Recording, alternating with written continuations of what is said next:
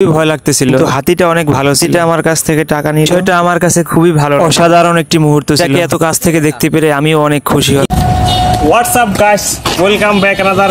আমরা আজকে যাচ্ছি কয়েকজন বন্ধুরা মিলে সাফারি পার্কের উদ্দেশ্যে। আর মজার বিষয় এটাই যে আজকে আমরা মাত্র 10 টাকায় সাফারি পার্কের ভিতরে প্রবেশ করব।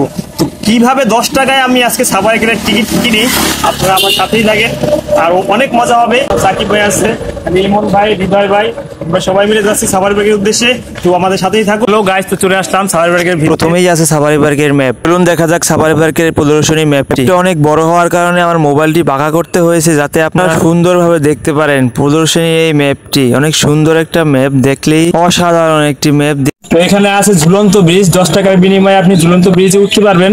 তো আমি এখন তো ব্রিজে উঠবো, চলেন তাহলে ঝুলন্ত ব্রিজে উঠে আসলাম। ব্রিজে দেখতে তো খুবই সুন্দর লাগছে, আসলে এটা অনেক সুন্দর। আসলে ঝুলন্ত ব্রিজটা অনেক নড়বড়ে, আমি ওঠার সাথে সাথে বুঝতে পারতেছি জিনিসটা দুলতাছে। যাই হোক, ভালোই লাগলো। হঠাৎ করে হাতির সামনে এসে পড়লাম। হাতিটা অনেক বড়, দেখতে অনেক সুন্দর। হাতিটা মানুষের কথা বুঝে। আমি একটু কাছে যাওয়ার চেষ্টা করি, খুবই ভয় লাগতেছিল। তো হাতিটা অনেক ভালো ছিল, আমার কাছ থেকে টাকা নিয়ে সেটা আমার কাছে খুবই ভালো, অসাধারণ একটি মুহূর্ত ছিল। এত কাছ থেকে দেখতে পেরে আমিও অনেক খুশি হই। অসাধারণ লাগতেছে আমাকে। আমার কাছে এলো, আমাকে আদর করে দিল। আমার খুবই ভয় লাগতেছে, মনে হয় যেন আমার উপর কোনো একটা বিপদ ধেয়ে আসছে। তারপরও দাঁড়িয়েছিলাম। আজকের মতো এখানেই বিদায় নিচ্ছি, পরবর্তী ভিডিওতে আবার দেখা হচ্ছে।